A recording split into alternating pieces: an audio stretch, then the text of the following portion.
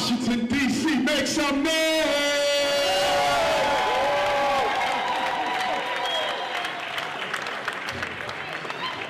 Good evening, brothers and sisters. Thanks for coming out. Very important occasion. Tonight we celebrate the principle of NIA, purpose. A lot of us, we haven't found our purpose. A lot of us, we don't have a purpose. And for those of us who do, we're not transferring that purpose down to the youth. So much of what our young folks are doing, they do because they don't have a purpose in their lives. We all know the situation of what happened in Ferguson. We know what happened in New York with our brother Eric. And we say rest in peace to both Michael Brown and Eric Garner. And we send our blessings to their families, but not only them, the young brother in Cleveland where I'll be at on Saturday, and all the nameless brothers and sisters who are killed every day by police. But brothers and sisters, the bourgeoisie leadership of America wants to make us feel that what those brothers and sisters did in Ferguson was wrong. They want to make us feel that it was wrong to burn down the non-African owned businesses. They want us to feel bad about the fact that they took things from stores. Brothers and sisters, let us be clear about something. What happened in Ferguson, the violent reaction, was necessary. There's nothing wrong with nonviolence sometimes, but there's also nothing wrong with violence sometimes. Whenever you go to war, you don't exclude any strategy from the table. The usefulness of a strategy is based on the logic behind it. Because the reaction was violent, the situation reached the United Nations Department of Human Rights. Because it was violent, it reached the television screen of nations all around the world. Because it was violent, it forced the world court to order America to look at its nasty police brutality situation. Make no mistake about it, brothers and sisters. Had they marched through the streets at night with candles, nobody would have gave a damn. Let's not be fooled by the fact that it was the violent reaction that earned the attention of the entire world. As far as the burning down of the buildings, I support it 110%. Because those trifling ass businesses been robbing black people in Ferguson for decades and never putting a dollar back. So what? An Arab business went up in smoke. So what? What bothered me was when we watched the news media, when we sat back and looked at CNN, they appeared to be more concerned about businesses that were burned than a life that was lost. They seem to be more concerned about the impact of the riot on capitalism versus the fact that the riot was the outgrowth of racism. There was more concern with property than with life. Those businesses never supported the black folks of Ferguson. They robbed them and exploited them for decades, and most of them are going to get insurance money anyway. And as far as the looting goes, let me say this. It was not looting, and it was not stealing. That's what you call self-inflicted reparations, taken back from businesses that have been robbing you. At a lecture I did in Philadelphia about 6 years ago, on the eve of President Obama's election, I prophesied that by the time he got out of office, black folk would look like we're back in slavery or close to it. And that's exactly what has happened. While we danced in the streets, while we defended his agenda, while we refused to hold him accountable, by doing that, not Obama, but those of us in this room tonight, by being complacent with a black face in a high place, you gave white folks 6 years of freedom to reload their political arsenal against black folk. You gave white people 6 years of freedom to re-strategize and recollect themselves. You gave white folks 6 years of freedom. Don't get quiet. And unfortunately, they're celebrating early, brothers and sisters. Michael Brown's assassination, that was a celebration. Eric Garner's assassination, that was a celebration. And I hate to be the bearer of bad news, but there's going to be more celebrating to come. And right before Obama walks out of office, there's going to be a whole hell of a lot of celebrating to come. So I'm saying that to say, black folk, you got 18 months to be prepared. To be forewarned is to be forearmed. Make sure you and your family are able to protect yourselves in case the white folk of this country decide to purge black folk on the eve of the next presidential election. Be prepared. Stop giving your weapons back. I don't want anyone in here to ever be in a position where you have to take another person's life. I've never had to, and I hope I never have to, black or white. But I know the times we live in, and I know they're not promised. And I know that America will one day soon descend into chaos. And you have to be able to protect your family. We've all seen the movie The Purge. Well, guess what? That's exactly what they're planning. A purge. Martial law where it looks like the everyday white man is exterminating black folk, even though the orders are coming from the government. Brothers and sisters, get ready. When we was in Africa on our group trip, coming back the beginning of August, we saw on the news that there was an Ebola outbreak. And the interesting thing about the so-called Ebola outbreak was that it took place concomitantly with President Obama's conference with the head of African leaders. So while the leaders of Africa were downtown in DC with the president, it just so happens that the biggest Ebola outbreak in African history took place. Now, you and I know there's no such thing as coincidences. They deliberately pulled the leaders out of the country, out of the continent, and then dropped the Ebola bomb. And make no mistake, half the Africans they're diagnosing with Ebola don't even have Ebola.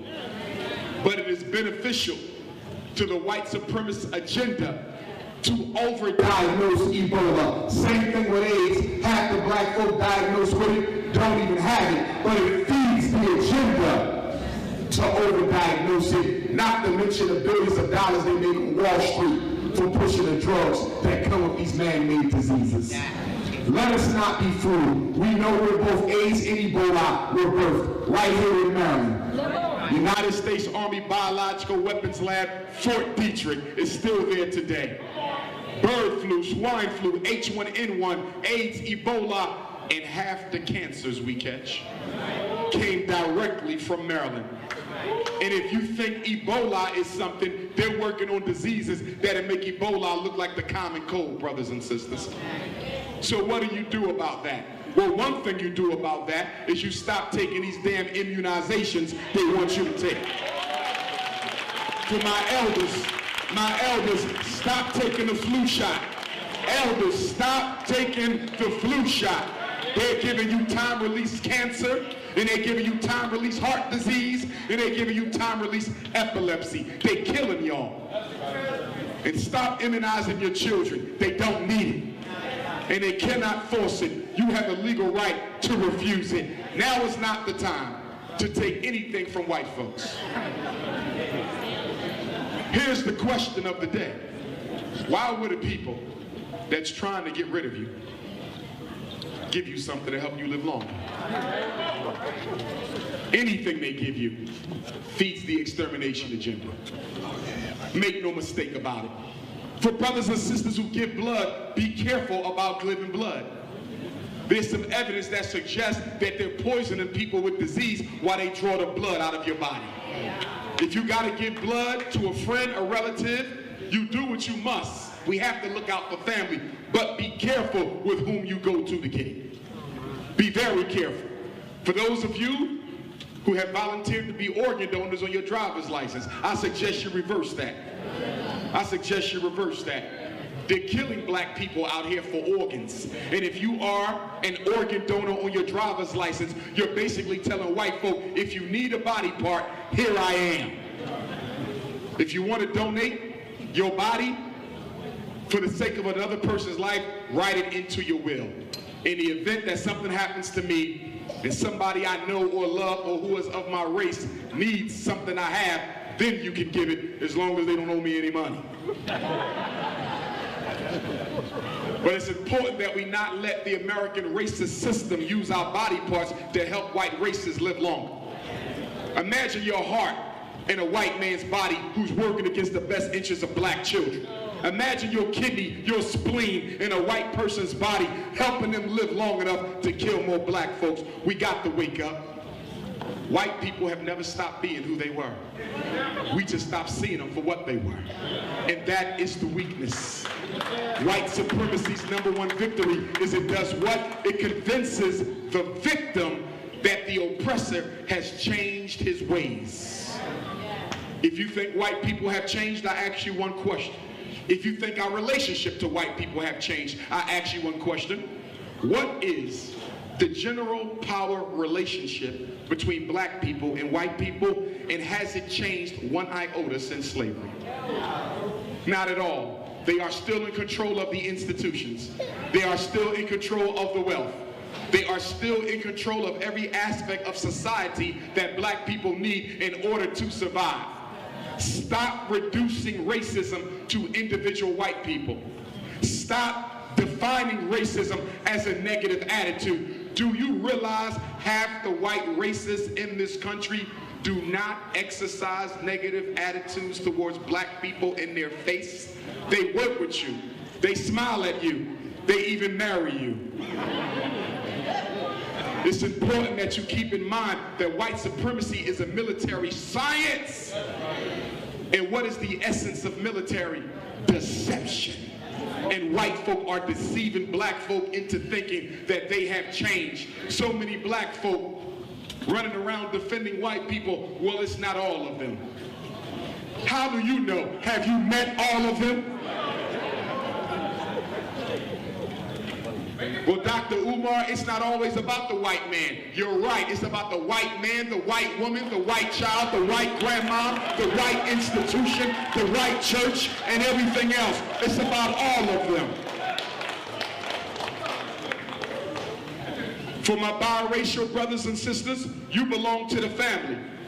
But you must identify openly the fact that you belong to the family. The issue that we sometimes have with our biracial brothers and sisters is that some of you haven't made up your mind to be unapologetically African yet. You like to be black on the weekends and white when you're with your white family. And so what we're saying is you have to make up your mind whether you're going to be black all day long or just black when it's convenient. Make up your damn mind. Black man, stop going outside your woman. In D.C., y'all got it crazy down here. Black men love anything other than a black woman. You gotta stop it. And it has nothing to do with hating white women. I would never want to disrespect another human being. A little white girl should not feel inferior to my daughter, and my daughter shouldn't feel inferior to a little white girl. But we don't support it, not because we hate anyone, but because we love black women. That's why we're against it. That's why we're against it. Brother, if you go outside your race, you are exercising your value system. You're not exercising your options, you're exercising your value system. You're dating white because you consider it to be superior. You're dating white because you feel by having a white woman, you somehow feel a little bit more equal to the white man. So you have a racial self-esteem complex. And then you bring children in the world who grow up, our biracial brothers and sisters, who suffer like hell psychologically. I know because I do therapy with them in the schools. They don't know where they fit. The white people don't want me. The black people don't trust me. Why would you do that? Why would you do that? Put a child through that kind of a situation. Some of my biracial brothers and sisters know how difficult it was to come to that realization that they was African. Being raised by a white mother who don't want to accept the fact that she gave birth to black children. Raising a child is biracial, multiracial, quadracial. There was no biracial in slavery. There was no multiracial in slavery. Now all of a sudden they give us a whole bunch of names so we can fight against each other with these false divisions and categories. Brothers and sisters, we have to go into the new year the right way. We have to bury all the petty differences that we have with each other. Now's the time to drop all the weight. We got to drop the weight. We got to stop fighting over ideology that's played out. If you want to be a Moor, be a Moor. I don't have a problem with it. I will work with you if you're serious. You a Hebrew, be a Hebrew. I will work with you if you're serious. Last night in Jackson, Mississippi, a whole bunch of my Hebrew Israelite family came out to show me love. When I was in Virginia, a whole bunch of my Moorish family came to show me love. When I was in Greensboro, my Nation of Islam family came to show me love. I'm a Garveyite, I'm a Pan-Africanist, but you don't have to be. I just want you to be serious and sincere about doing something about the problems that we have. And the conscious community has to take a long, hard look at itself. Got that right. We are slowly becoming another megachurch. The black conscious community is becoming another megachurch. We have become exactly what we claim we were created to provide an option for. Got that right. We talk about the preacher who sells religion but don't give the people no services. Well, we sell culture and we don't give the people no damn services either. We ain't no different. We ain't no different. We ain't nothing but a new school hip-hop industry. We might as well get side the bad boy or some shit. Running around talking, running our mouths, giving out personal opinions to people, but we not building nothing. What good are we? What good are we? People can't live by information alone. We can learn all damn day, but until we do something about the situation, nothing going to change. You using culture to escape your political responsibility. That's no different than the pastor who uses the Bible to escape his. Who you fooling? We suffer from information overload. Information overload. Information addiction. I don't want to do nothing until I know everything first. We can build after I finish watching all of the Dr. Umar DVDs. We can build after I've read all of Dr. Ivan Van Sertima's books.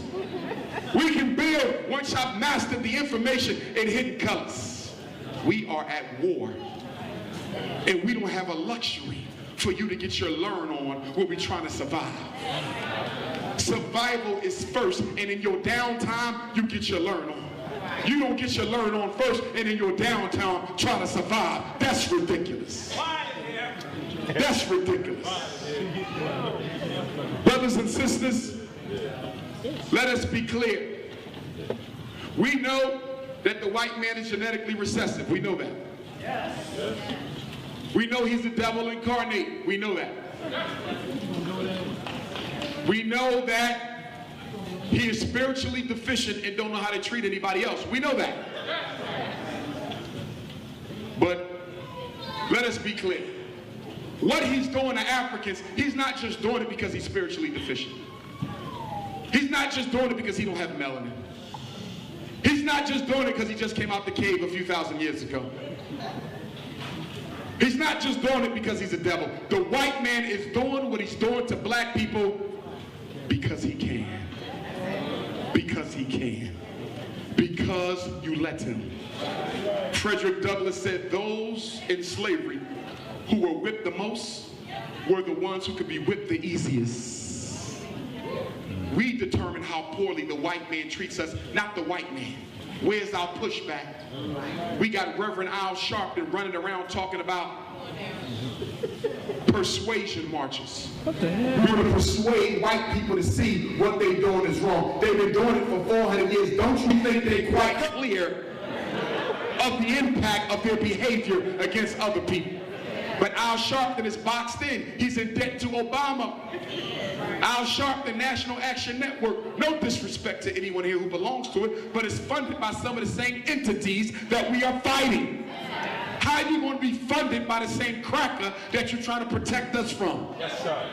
And y'all should know that you never trust a black man with a damn perm in his head anyway.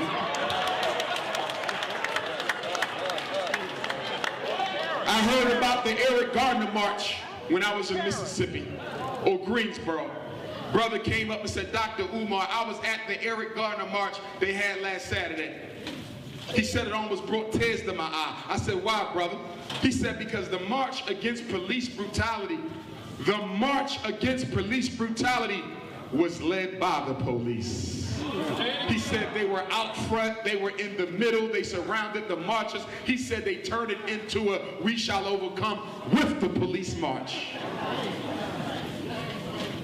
I totally disagree with white people being in the damn protest, and I want to tell you why.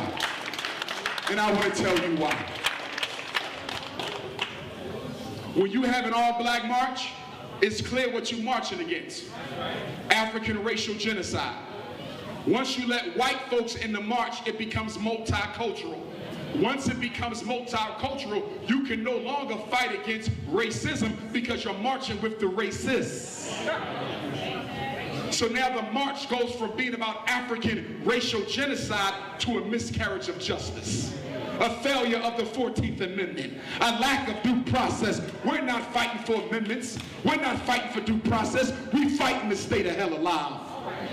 And then President Obama goes to New York City, United Nations, and defends the police brutality against black folk in front of the world court, saying that, yes, we have racism in America, but it's getting better. This is what Obama told the United Nations when he was questioned about the police treatment of black men in America. Obama said it's getting better. Where? And some of you in your homes got pictures of Obama next to Dr. King. Some of you in your homes got posters of Marcus Garvey next to Barack Obama. Creating lies through art that will live on long after you die. Confusing our kids over what's the criteria to be a hero or a Negro. Brothers and sisters, we got to wake it on up. When I saw that they failed to indict Darren Wilson in Ferguson, I had an epiphany. Something came back to me.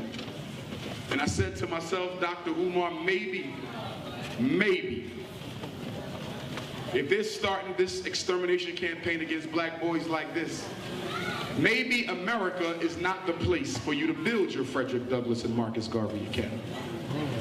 I got on the phone and called some of my brethren over in West Africa, fellow Pan-Africanists, and I spoke with a king whom I met, very good brother, a scholar as well. He's the paramount chief of a particular nation over there. I don't want to name it right now. And I said, Chief, we've raised $250,000 for the Frederick Douglass and Marcus Garvey Academy in 6 months. And I want to thank all the brothers and sisters from D.C. because a lot of those checks came from the DMV area. I want to thank you for caring enough to write those checks and those donations and send them. So I asked them, what do you think about me building the school in your country? He said, well, we got the land for it. He said, let me talk it over with the Council of Elders. So there was a meeting held 2 weeks ago when I was over in Europe. And I got a report back from the Senator King who told me that the meeting was favorable towards me. I was further told that education in Africa is really big business, and if you bring Africa the blueprint that it needs, Brother Umar, you'll be able to build schools faster and quicker and better than you ever could in America. So I'm saying that to say, brothers and sisters, I haven't made up my mind. Because yesterday I went to go visit a school for sale in Mississippi. I was keynote speaker at the Kwanzaa program the last 2 nights in Jackson, and it's a school in Jackson for sale that we can also potentially get for $2 million. Just like St. Paul's in Virginia, $2 million. We did a walkthrough yesterday. They got everything we need, even a rifle range. Because it was a military school in Mississippi. that closed down a couple months ago. So they got the dorm space. It's just as good as St. Paul's, maybe even a little better because it's in better shape. But St. Paul's has more dorm room. But I'm saying that to say, brothers and sisters, that I'm going to be doing a lot of thinking and a lot of pondering over the next couple weeks, because I got to decide if I want to focus my efforts on putting that first school in Africa. Should I continue to go after St. Paul's in Virginia? The problem with St. Paul's, brothers and sisters, is that even after we pay $2 million for it, we're going to have to spend $1 million to rehab the campus. And I'm a little upset with St. Paul's because I wanted to do a lease-to-own agreement. I wanted to give them $200,000 raised as a down payment with a promise to pay the other $1.8 million, and they shut me down and said they want all the money up front. I said, I don't understand this. The school is sitting there. It's deteriorating. Winter is coming. Nobody's in those buildings. Pipes are busting. Buildings are decaying. All you're doing is reducing the amount of value of the property. But they're being so greedy for money, brothers and sisters. They rather sit on that school that we can use until we come up with $2 million, then pass it off knowing we got to pay $1 million in repairs. But nonetheless, when I was in Europe, I got a text message from the president of St. Paul's. And he said, are you still interested? I said, yes, I'm still interested, but I need a lease-to-own agreement. So maybe he'll go to the board. Because the thing about St. Paul's, y'all, I'm really the only serious interested buyer.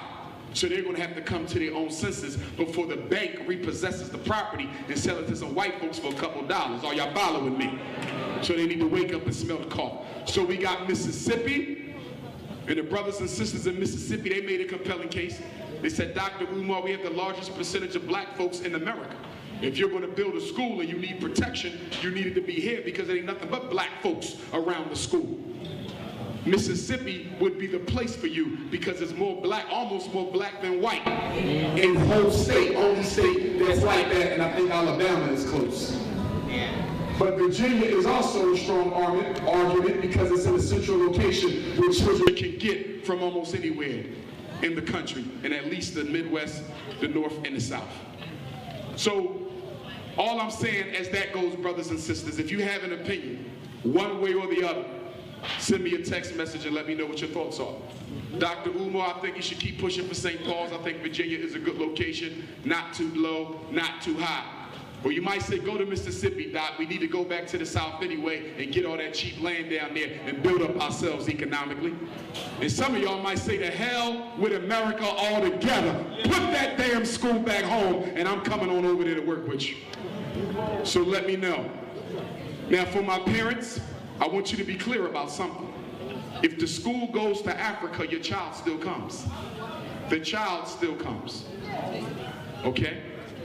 African currency has been devalued, which means the tuition will be significantly lower if the school ends up in Africa. Are y'all following me? Yeah. Even with the round-trip air ticket to get your son back and forth, the tuition will be cheaper in Africa than it ever could be in America, Virginia, or Mississippi. So keep that in mind. And if you think your son won't be safe in Africa, I can guarantee you he will be, and definitely a whole lot more safe than he is from the police in Washington, D.C. I can guarantee you that much. So for those of you who are interested in sending a resume to the school, please send them in. Resumes can be sent to fdmgresumes@gmail.com. I repeat, fdmgresumes@gmail.com. Yes, we need teachers, but I also need nurses and social workers. Yes, we need teachers, but I need counselors and lunchroom aides. Yes, I need teachers, but I need security guards and bus drivers. Yes, I need teachers, but I need recruiters and house parents to live with the children in the dormitories. I need people who know how to do natural hair because we're going to have a K to 12th grade natural hair care curriculum. I need people who know how to make raw food because the school will be 80% raw and vegan. I need people who know how to make that. You don't have to be a certified teacher to do that. I need people who know how to make clothing, because we want to change the state of black fashion by having our children open up their own clothing design studio with African fashions that we popularize with a little bit of swag. because there will be no skinny jeans on my damn campus. No skinny jeans.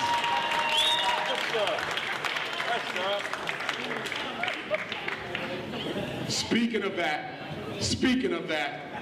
if you plan on sending a resume, you must meet 2 criteria. Number 1, fdmgresumes@gmail.com. Number 1, you cannot be sexually confused working at my school. I want to be clear. I didn't tell you to hate nobody. I didn't tell you to harm nobody. I said that in my school we're going to practice traditional African family systems and values. And everyone who works at the school will be a role model to the children. So we got to do it the right way. Number 2, don't send me a resume if you're living with, sleeping with, engaged to, or married to an alien. We don't need that shit at the school either. You can keep that. If your husband don't look like your mother, and if your husband don't look like your father and your wife don't look like your mother, you can go work at the public school system. But I don't need you. Brothers and sisters, we're going to change the game with this school. I already have 7 pilots I've met who already agreed to come to the school and teach our children how to fly airplanes. They'll be able to get their junior pilot's license at the school. I got a handful of brothers and sisters who are licensed seamen who are going to teach our children how to float commercial ships. Not canoes and fishing boats. I said commercial ships because we do need another Black Star Line. We cannot be serious about economics without our own distribution network, brothers and sisters. I'm going to be going back to Africa soon because my presence has been requested by the elders so they can sit down and feel me and feel my school mission to make sure it's something that they need to support. I don't know if y'all know it or not, but Africa has some of the wealthiest people in the world there. Yes. We got millionaires and there's even 1 or 2 billionaires, African, self-made on the continent. And I've been told that they know some people who know some people who know those rich Africans who might be willing to donate to this type of a school because education is serious business in Africa. But parents, I want to caution you all. I'm disappointed in a lot of you because for Christmas, you wasted a lot of money on gadgets and toys that take your child away from learning. Do you know there's a direct relationship between how much time Black kids spend surfing the internet and their scores on the standardized tests? Do you realize that when most of us grew up, there was no video game, there was no internet, there was no iPhone, there was no tablet. So the distractions for learning were limited. Now they're all over the place. And some of you are buying your kids more distractions when they already are below academically. Why are you supporting the white man's castration of your children? We gotta stop that. Brothers and sisters, we have to declare war on our economic behavior. There was a report that came out 2 or 3 years ago that said what? Black people, more than the people of any other group in this country, don't shop because you need stuff. You shop not because you want stuff. You shop simply because it's available. They said in order to exploit Black folk, you have to understand that you do not have to cater to their needs. Black people don't shop for what they need. They shop for what makes them look better than other Black people. For most of us, we go into debt trying to look better than other Black people. When you go buy a car, you don't go to buy a car to get you around. You don't look at the gas mileage. You stop and you say, which one of these is better than everyone else on my block? Ladies, when you go to get your hair done, you don't go to get a nice hairstyle. Which style would make me stand out amongst my girlfriends? In other words, most of us are going into debt for reasons related to self-hatred. You will never fix the economic problem of Black people if we don't deal with the self-hating mechanism. But let's go a little bit further into our economics. Do you realize that when you shop, your brain releases chemicals that makes you feel good about the act of shopping? I want y'all to hear me now. This is the psychology of the Black dollar. when you went to the supermarket, when you went to the hair store, the clothes store, the car lot, and you started test driving cars, and you started looking at pocketbooks, and you started trying on different shoes, do you realize you begin to feel good? Because shopping releases endorphins that make the body feel good. And that's why black people spend so much, because most of us are depressed. Most of us are hurting. Most of us got personal, emotional, psychological, and spiritual conflicts that we medicate through shopping. And then you go home after you've been high all day shopping, and then depression hits you in 5 seconds. So when you walk through the door, you went from mania to depression. Black dollar bipolar is what I call it. And you're looking at your receipts and you're seeing that you wasted most of your savings in your checking account, but then your brain plays a trick on you. And your brain doesn't say, take it all back because you didn't need it. You know what the brain says? The brain says the reason why you're feeling bad right now, because you didn't spend enough money. We shop because it makes us feel better. We can cope with white supremacy by buying these things. So how do we solve it? I'll tell you how. We have to replace shopping as a soother for black pain with something that is more appropriate and more beneficial to the collective. In other words, ironically, most Christmas shopping is done in the name of Jesus. However, if the pastor was really doing Jesus' work, his flock wouldn't see the need to shop as much, because the feeling they get when they shop, they would already be getting it at church, which would reduce the need to shop. Brothers and sisters, we have to understand that at the core of all of our problems is a racial depression. That's why it's hard to get black folks out to community meetings. That's why it's hard to get anything done, because most of us have a seed inside that says, I don't believe it's possible to change.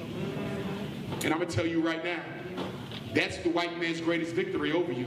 Not killing your son, not destroying the schools, not keeping black men unemployed. The greatest weapon that the white man has over black folk is your mental decision. Your mental decision that the white man is God and there's nothing we can do about it. Once you get to that point, he got you. Because the mind is the first and the final frontier of all war. That's why we need the Fred Douglass Marcus Garvey Academy. That's why we need it. We keep sending our kids to schools that prepare them to go to college. Do you know what that means? That means the purpose of public school is to set your child up for long-term debt to the bankers in the name of student loans. You don't get no job because you went to college. There's 2 million black people in America with master's and doctorate degrees who cannot find work. You already got 2 unemployed, college-educated children, and you're about to get a third? Why does the black community treat college like a rite of passage? You shouldn't go to college just because you graduated from high school. You got that type of money to waste, $20,000 a year, so your child can go think about whether they want to be something.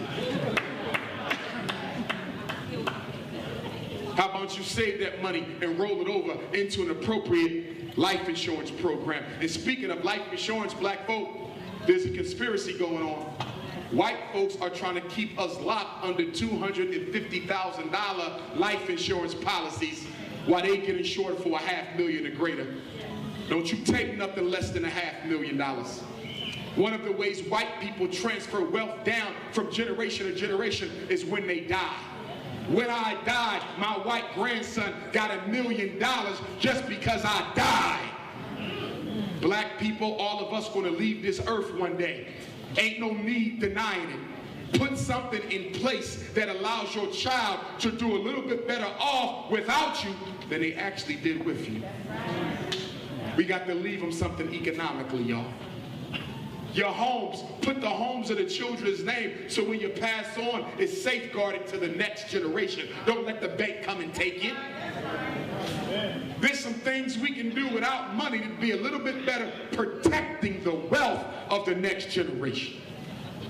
And don't let nobody make you think that we're in the condition we're in because we're lazy. A Chinese man shows up in Washington, D.C. with $1 million line of credit from the Bank of China. The East Indian shows up with $1 million line of credit from the East India Bank. And if they ain't got it there, they can get it at any bank in D.C. But you, the black folks, cannot even get money in the banks that they get it from. They call you lazy because you ain't got your own megabus company. Well, you would have your own megabus company if you could get the mega bucks to build it.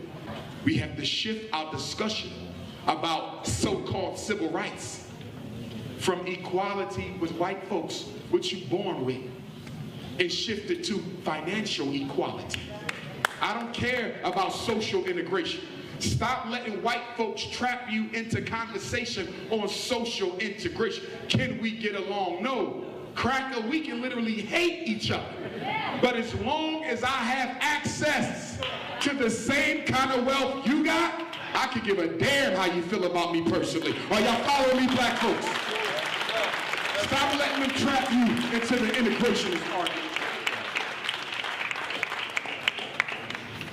Brothers and sisters, we're going to build that school. Make sure you can continue to send in your donations. If anyone needs the address to where to send them in, you can text the donations, you can text me and I'll text you the address where you can send in the donations. Make all the checks and money orders payable to the FDMG Academy, and make sure you include your phone number and your address, because when we finally open the school, we're going to have a ceremony to honor everybody who made a donation. So make sure I have your contact information. For those of you who have sons who are between the ages of 11 and 17, raise your hand for a second, please. Keep your hands up. Let's add to that those of you who got young men between the ages of 11 and 17 who you care about. Nephew, young brother for whom you serve. That's about half the people. Should have been everybody. I can't believe we got hands down when I said, if you know of a young man you care about. That's that Willie Lynch stuff we got to work on. But you can put your hands down, family.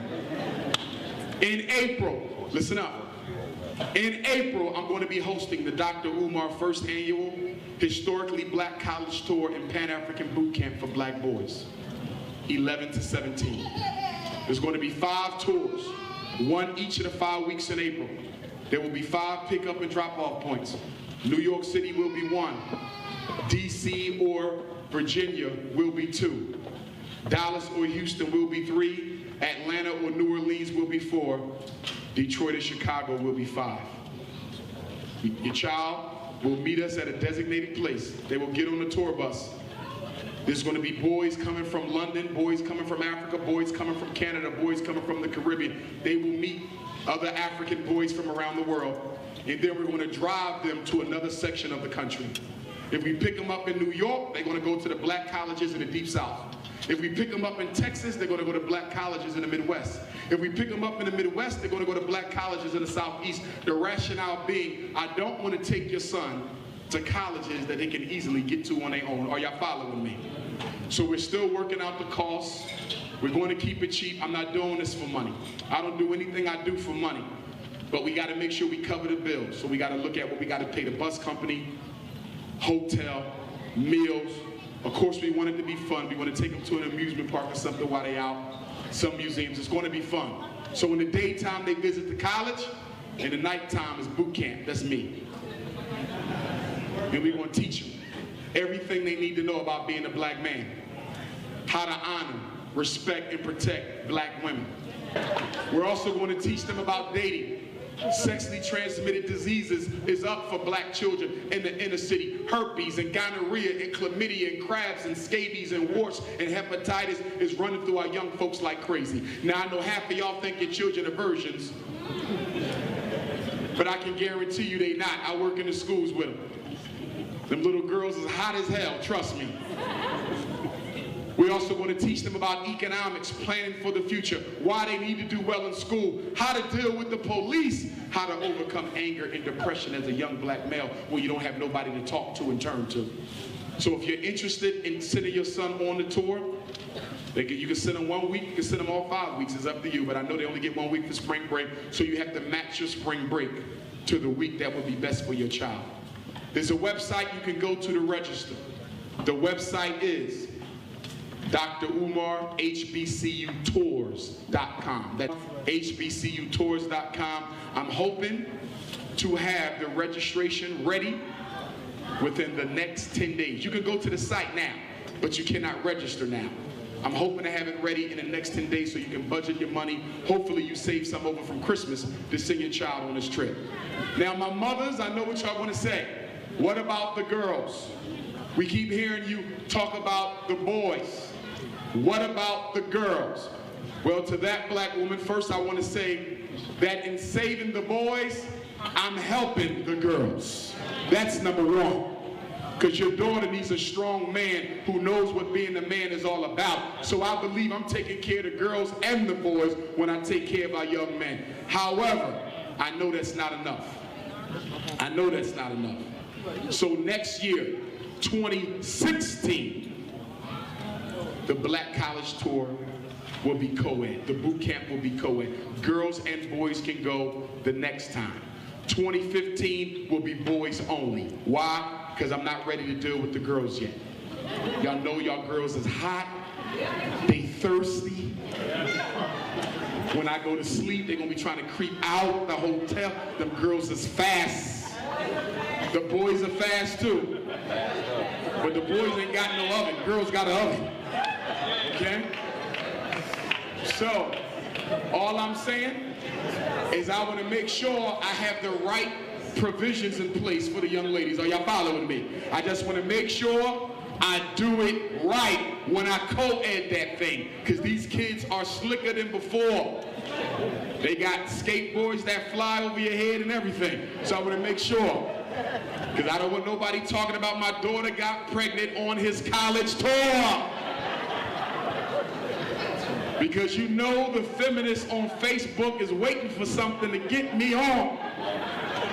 Every day I go on Facebook, I got a new attack by the feminists. The black feminists came. For a long time, I didn't know who these sisters were. And then somebody finally sent me the pictures of the leading four of the Facebook feminine fraternity. And I saw these four sisters and I figured out why they don't like me. Because they ugly as hell, all four of them. I guess not. I wouldn't like me either.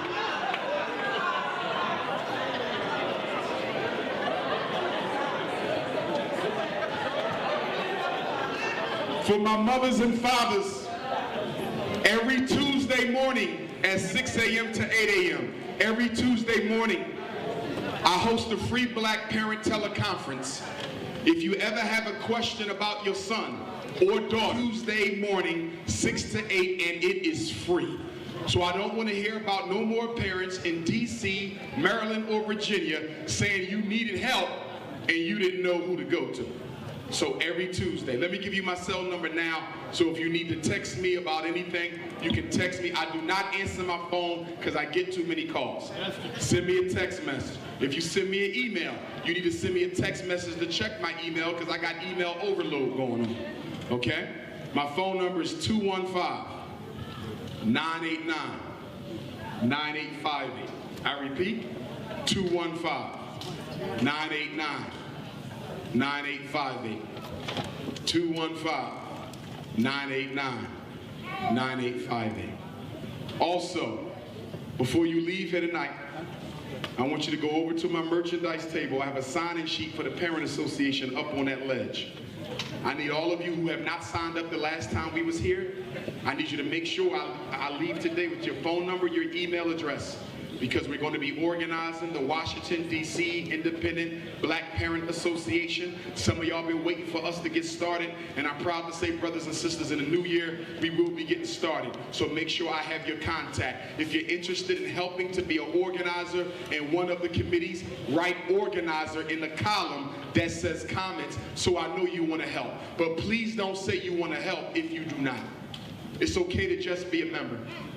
Don't say you want to help and you're lazy because you're going to make an enemy out of me because you're wasting my time. Okay?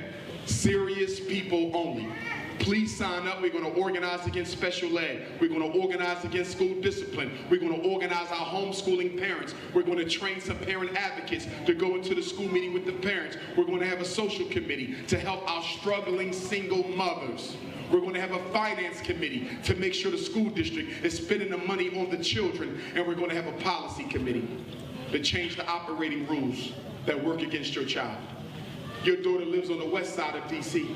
You want her to go to school on the east side of D.C., but the principal says we will not transfer her to the school on the east side because our policy says they got to go to school in their own neighborhood. That's not a law, that's a policy. And we can change it if we get organized. And do you know why they have that policy? That was to protect certain schools and keep them all white in the early days of school desegregation. That's where the zip code law came in. So we can change the zip code law if we get serious, brothers and sisters. And that's what we will be doing in the new year. Why? Because until I have my school, we got to fight for them kids where they are. And even after I have my school, we got to keep on fighting until we got enough schools for all of our kids. We can't afford to leave none of them there. And for my black educators who thinking about quitting, stay. I need you to stay, because if there's none of us in those schools, our children will be psychologically destroyed.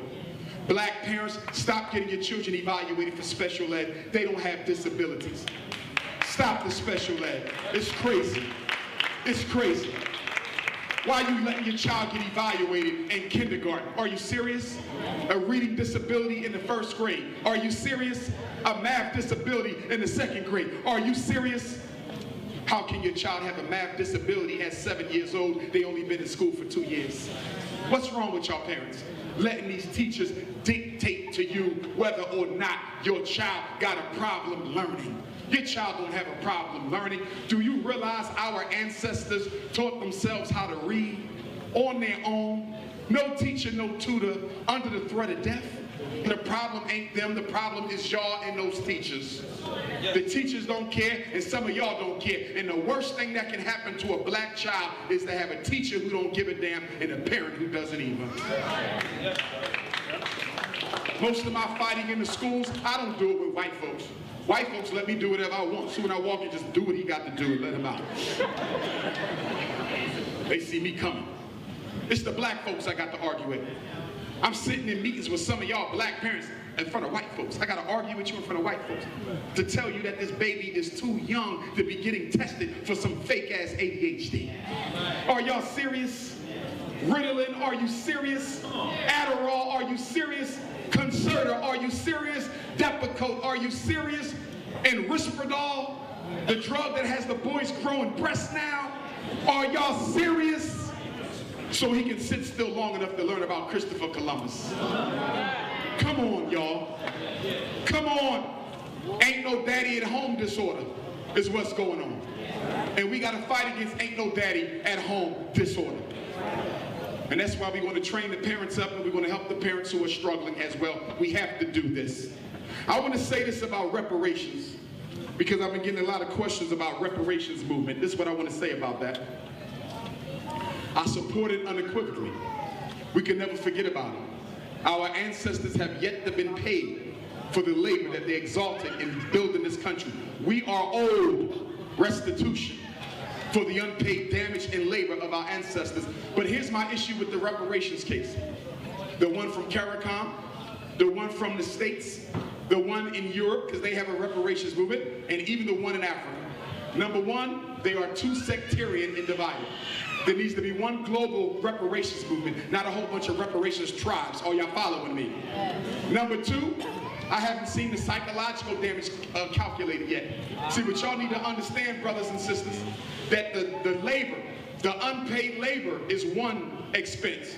What about the psychological damage to African people as a result of the Ma'afa? I haven't seen that on the table. But let me go a little bit further. Why haven't none of the reparations movements, and I'm not knocking them, I'm putting this out there so they can think about it. I haven't seen a Roman Catholic Church named. How can you be fighting for reparations and the Roman Catholic Church, who started the damn thing, isn't named as a guilty party? If we're talking about reparations, why hasn't anyone named the Arab-dominated governments of North Africa? If we're talking about reparations, don't they have to give us North Africa back? Do I forgot some of y'all Muslim.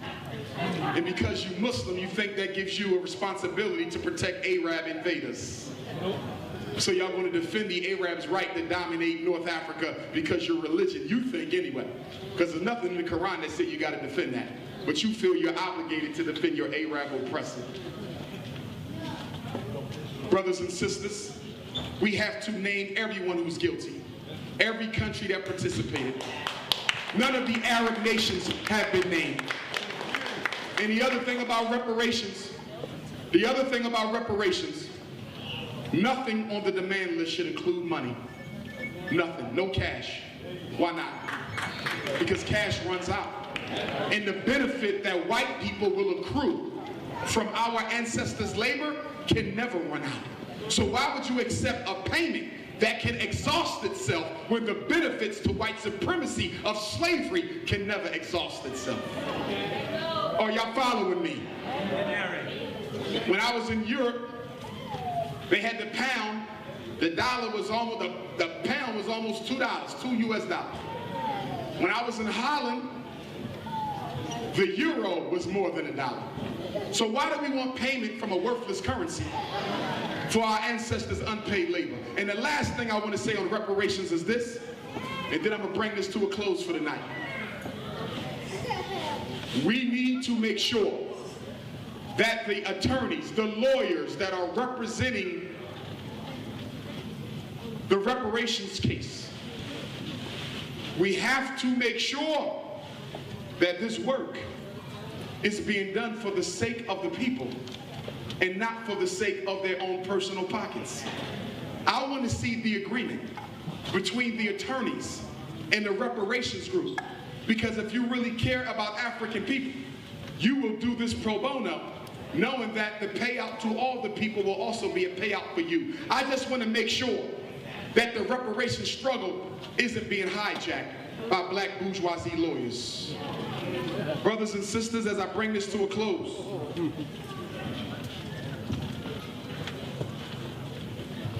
black men, we got to recommit ourselves to our women.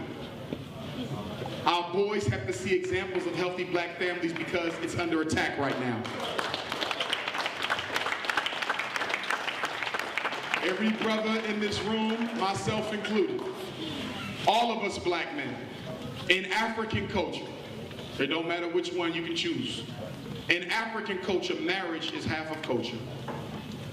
So all of us unmarried brothers, we got to get married. Our boys need to see that example. There's no way. Hey!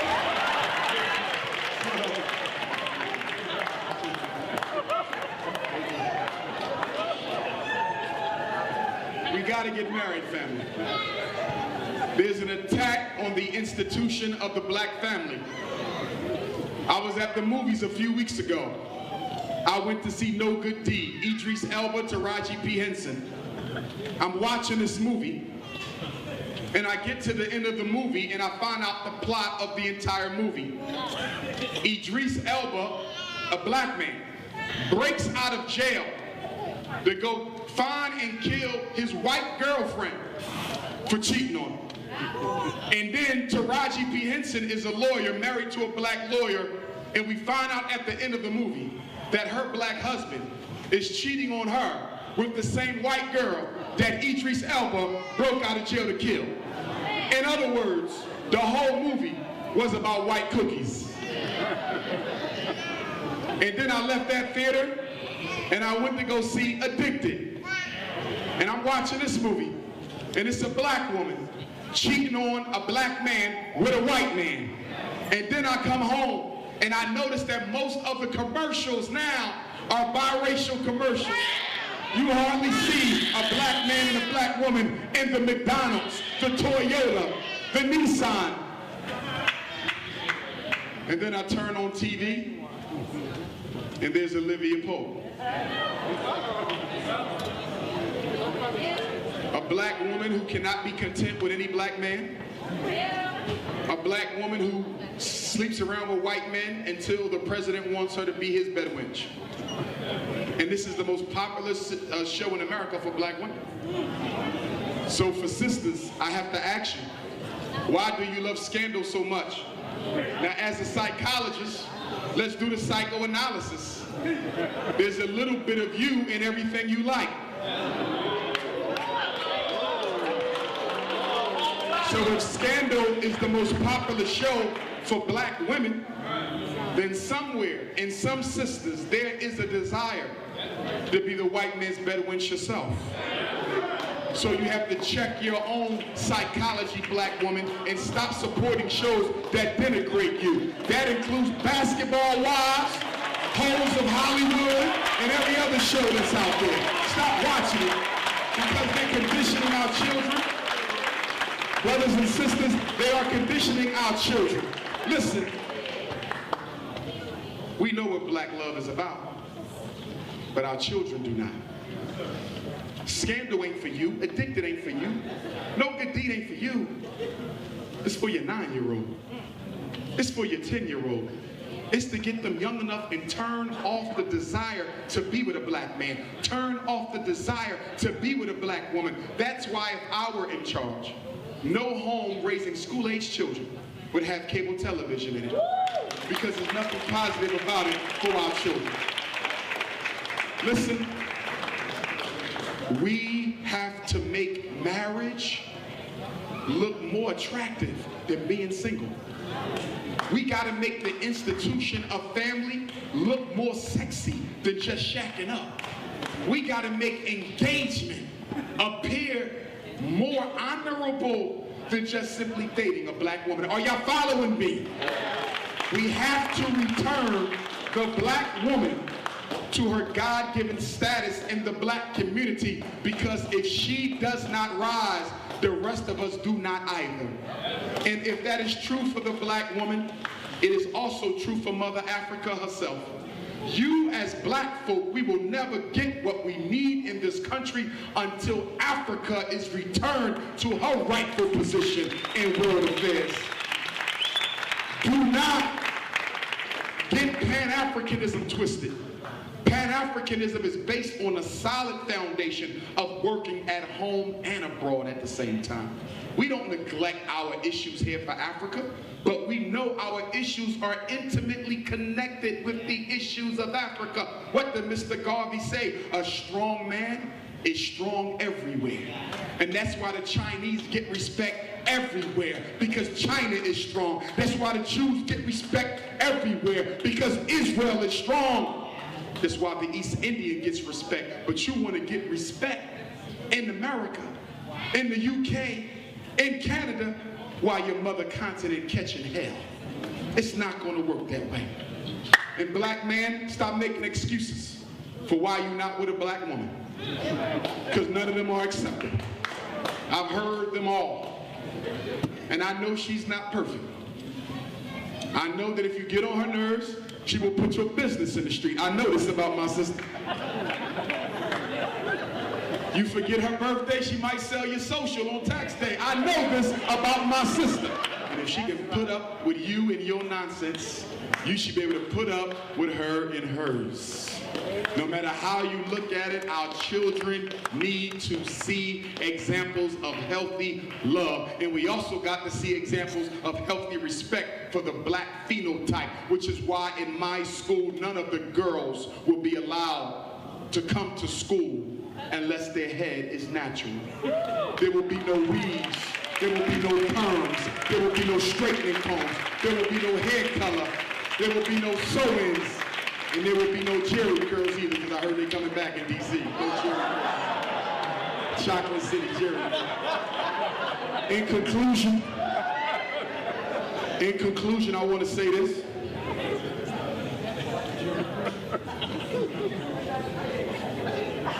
No wigs. No contacts. So y'all know about the Black College Tour? I would love to see your sons on that tour, 11 to 17. If you got a son who's 18 or a son who's 10 and you think they're mature enough to benefit from it, I may make an exception. You need to reach out to me. Black women, y'all need each other right now. Y'all need to come together and form sister circles. Y'all need each other right now. I want to close on this.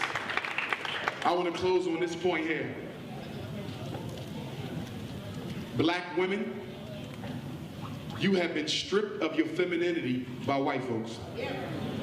You have been made masculine. You have been made the masculine equal of the black man. Some of us have bought into this Superman, super black woman stereotype that has deprived our sisters of their feminine essence.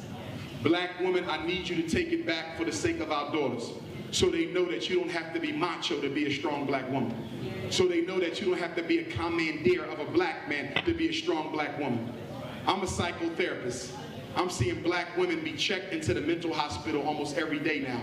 Black women are having nervous breakdowns like never before. And do you know why y'all having them? Y'all having the nervous breakdowns because y'all don't know when enough is enough. Y'all don't know when to take a break, because y'all too scared of being accused of being weak by the sisterhood, who also weak sometimes. That you don't know when to pull back and say, you know what, I need to take a personal day. I need to have a weekend to myself. I need to take a break from my son, my daughter, my husband, even your own parents that you take care of, and look out for you. Y'all been the backbone so long that y'all let people walk over y'all. You gotta take care of yourself, black woman. I know you strong, but you also got a breaking point. And I'm gonna ask all my brothers in the room. You make sure you give your queen a break. Give the mother of your children a break. Give your biological mom a break. Say, listen, you've been working hard. I'm going to pay for both of y'all to go down to Atlantic City for a week, and I ain't got much money. And I'm going to get the hotel rooms and pay for a little buffet and a couple coins, not too much for the gambling. But let them get a break. Brothers, sometimes we have to make them take the break because they don't, because black women are so used to carrying the load all the time that we got to go and snatch it from them and force them to take a time out. Are y'all following me, black women? In conclusion, I want to say this. You must not give up hope that we can overcome this situation. If you give up hope, the white man wins at that instant, because once you acquiesce hope, victory is imminent. All behavior is a function of thought, and if you don't think you can win, you cannot. The white man can control your job. He might can control your house. He might can control your health. He might can control the crime system, but don't let him control your mind. Be king and queen over this. Let nobody colonize this. Your right to be a free thinker. Don't you give the white man that. We've given him too much. Now, we are in danger of seeing white folks colonize traditional African spiritual systems. Yes. In New York City, one of the top voodoo personalities is a white woman. Go to any black bookstore and look in the African spiritual book section and look at the authors. Most of the people putting out literature on voodoo. I was in Chicago last month. They had a display at the Chicago Museum on the history of voodoo. More than 200 pieces of voodoo memorabilia and artifacts going back to the Haitian Revolution. And guess who they borrowed the collection from? A white French woman owns the largest voodoo collection in the world. Brothers and sisters, what is wrong with us? Letting white folks get initiated into spiritual systems, letting them call on their ancestors. You really want that shit swimming in your house?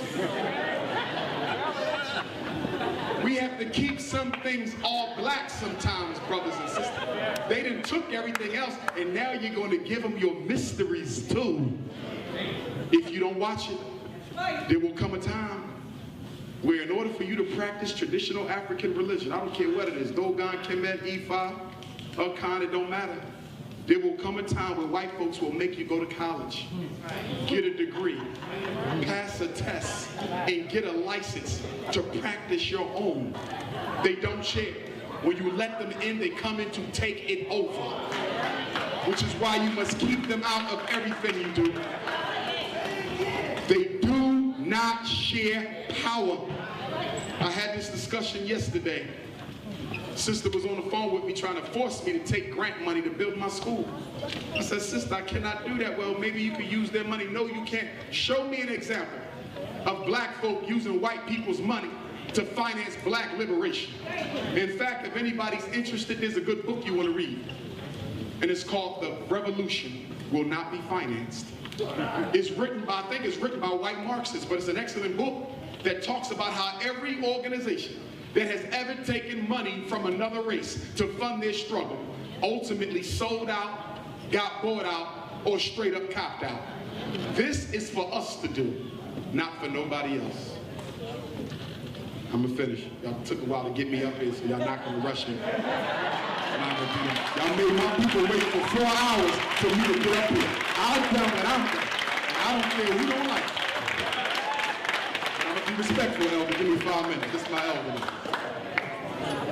Y'all kill me with that. I gotta wait till 10 o'clock and then I get 5 minutes. I'm playing. I want to leave y'all with my favorite quote. And some of y'all asked if I brought my books, you can get them on my table. I'll be out in the hallway to take pictures and sign the books. If we take a picture, please text it to me because my phone is maxed out. I can't take no more. So you got to text me the picture. Okay. I got the resume information, boot camp information, college tour, Tuesday morning phone call. Send in your donation. You're going to sign up for the Parent Association. And I'm going to close on that. Frederick Douglass, my ancestor, said if there is no struggle, there is no progress. He said that men may not get all they pay for in this world, but they will certainly pay for all that they get. If you want respect from white people, stop looking for pity. Because a man who pities you will never respect you. And a man who respects you will never need to pity you. I say that to say, brothers and sisters, that it's up to us. No excuses. The first of my ancestors brought to America was a black man by the name of Bell, stolen from the Igbo nation of Nigeria. He was brought to Talbot County, Maryland. My family's from Maryland, Eastern Shore. He married a black woman by the name of Selah, for whom my youngest daughter is named. In 1745, they had Grandma Jenny. In 1774, Grandma Jenny had Grandma Betsy. Grandma Betsy was born into slavery. She married a free black man, though. His name was Isaac Bailey. They had a daughter whose name was Young Betsy, after her mom.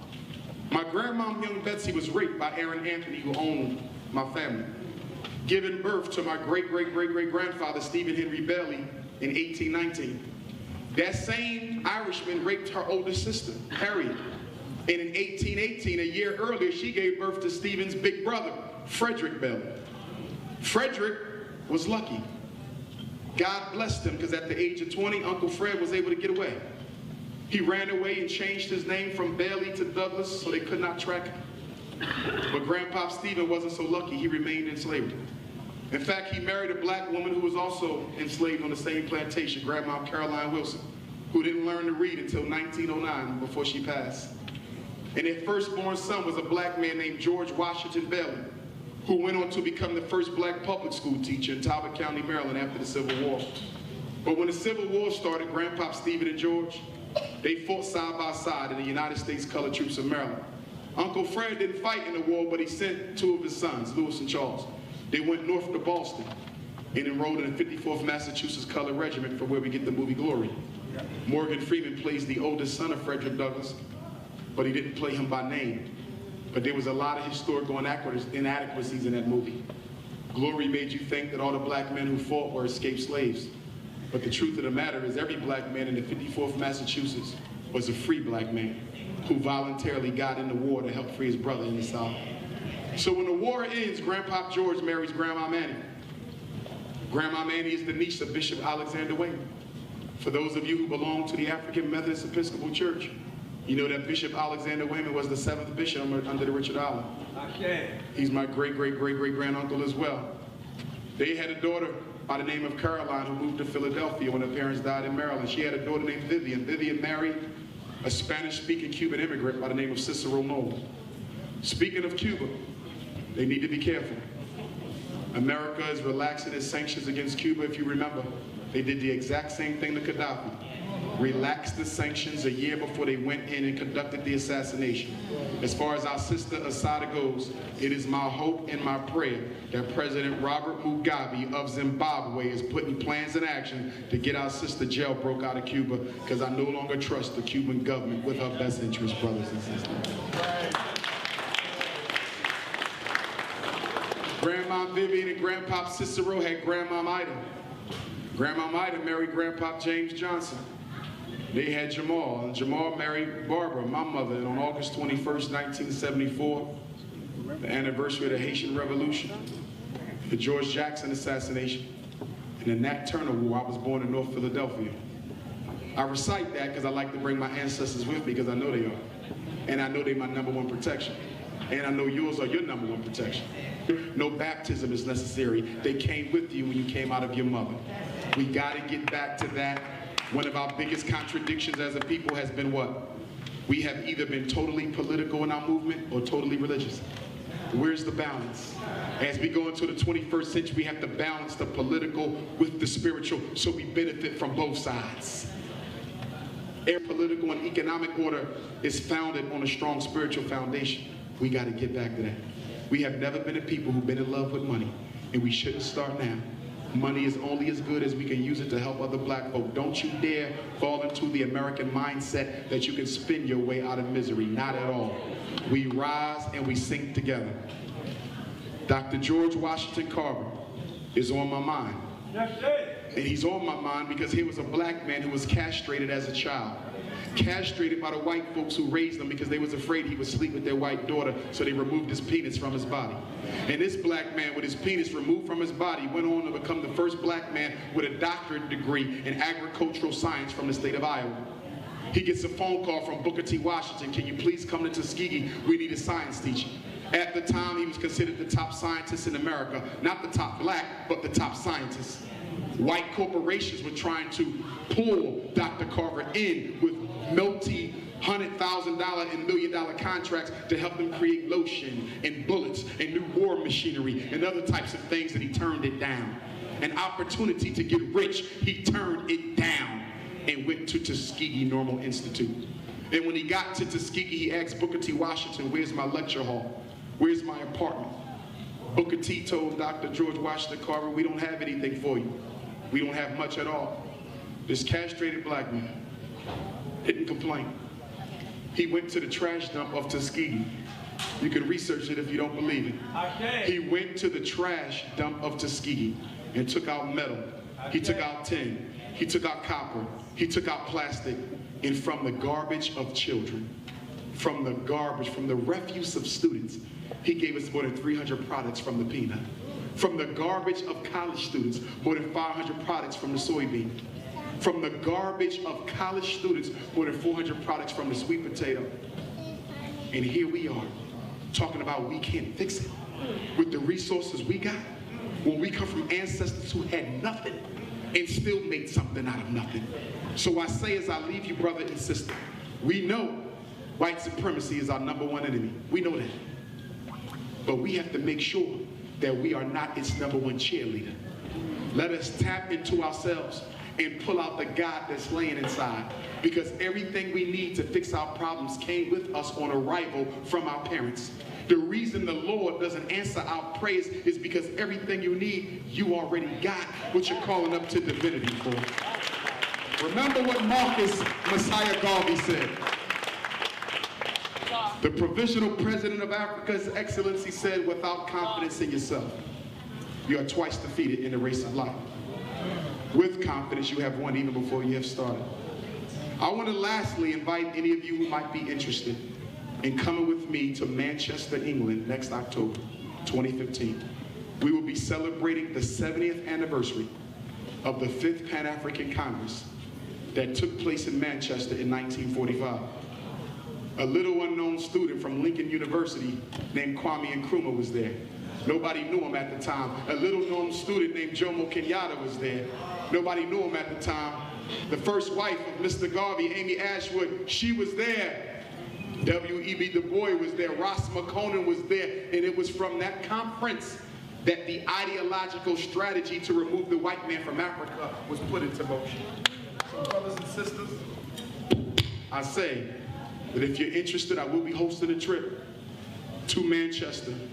I've been invited to be one of the keynote speakers to inaugurate the 70th anniversary of the 5th Pan-African Congress.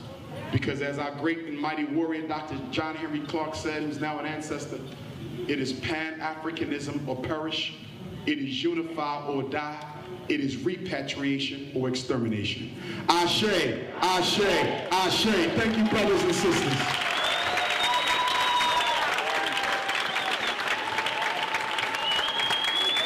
Sisters and brothers, let's give Dr. Umar Johnson a round of applause. Now hold up, Shango. We need you to come up here, Shango. Don't let nobody get past you. Miss Terry, Miss Jasmine. Now, Brother Umar mentioned something real quick. He said you get a good feeling from shopping, right? We need to have a good feeling to give Brother Umar something to take back with him to show them that Washington, D.C., that Maryland and Virginia represented for the school. So we need you to dig into your pockets one more time and make a contribution. So we got our sisters, they walking around with the baskets. Who can we make that check out to, brother? FDMG Academy. FDMG Academy. Hold the baskets up. If you got a donation,